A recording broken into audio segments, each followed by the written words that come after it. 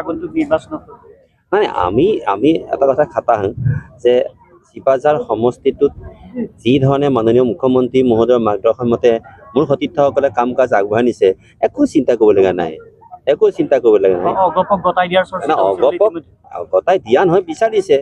কাৰণ ৰন্ধা ভাতৰ কাঁহীখন পালে কোনেনো খাব নোখোজিব। এইবিলাক কথা লৈ পেলাই আমাৰ কৰ্মীসকল ব্যতিব্যস্ত নহয়। আমাৰ কৰ্মীসকলৰ এটাই কথা, আমাৰ চিপাঝাৰ সমষ্টিটোক অন্ততঃ অসমৰ ভিতৰতে যিমানবিলাক কৰ্ম সম্পাদন হৈছে, যিমানবোৰ পৰীক্ষাত আমি পাতিছে আমাক লৈ বা সকলো সমষ্টি লৈ, তাত 1 নম্বৰ স্থান অধিকাৰ কৰি আহিছে। তাৰপিছত আমাৰ সতীৰ্থসকলে ইমানখিনি পৰীক্ষা দি পাছ কৰাৰ পিছত এতিয়া ফেইল বুলি কোনোবাই ঘোষণা কৰিব কোন তেওঁ? প্ৰথম কথা সেইটোহে। আৰু এই কথাখিনি আমাৰ কেন্দ্ৰীয় নেতৃত্বই জানে আৰু আমাৰ অন্যান্য সকলোৱে জানে। মাথোন কোনোবাই পানী ঘোলা কৰিছে, এই পানী ঘোলা কৰাটোৱেই তেওঁলোকৰ কাম, কিন্তু চিন্তা নকৰিব যিমানেই পানী ঘোলা কৰিব সিমানেই ভাৰতীয় জনতা পাৰ্টীৰ আমাৰ যিসকল কৰ্মকৰ্তা সেইসকল আৰু অধিক উজ্জীৱিত হ'ব, অধিক শক্তিশালী হ'ব।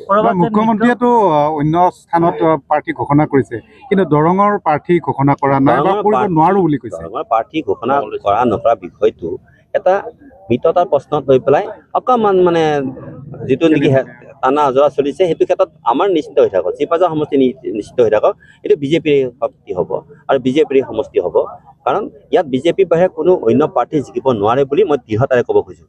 কাৰণ মইতো আজি ইমান দিনে ইয়াতে কাম কৰিছোঁ, মোৰ সতীৰ্থসকলক মই জানো।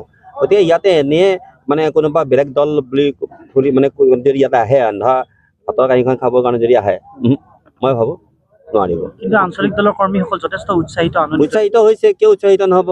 কোনোবাই ৰান্ধিছে ভাতৰ কাঁহীখন কিয় খাব পালে কোনো উৎসাহিত নহ'ব ভাই। একে কথা। গতিকে আমি কিমান পৰীক্ষা দি আছোঁ, আমি কিমান কষ্ট কৰিছোঁ, মাননীয় মুখ্যমন্ত্ৰী মহোদয়ৰ মাৰ্গদৰ্শন মতে, মোদীজীৰ মাৰ্গদৰ্শন মতে আমাৰ প্ৰত্যেকগৰাকী কাৰ্যকৰ্তাই যেনেকৈ বিজেপিক আজি ইয়াত শক্তিশালী কৰি তুলিছে, যেনেকৈ দিনে নিশাই খাটিছে, আজি আহকচোন কোন দলে সিমান কষ্ট কৰে আমি চাওঁ।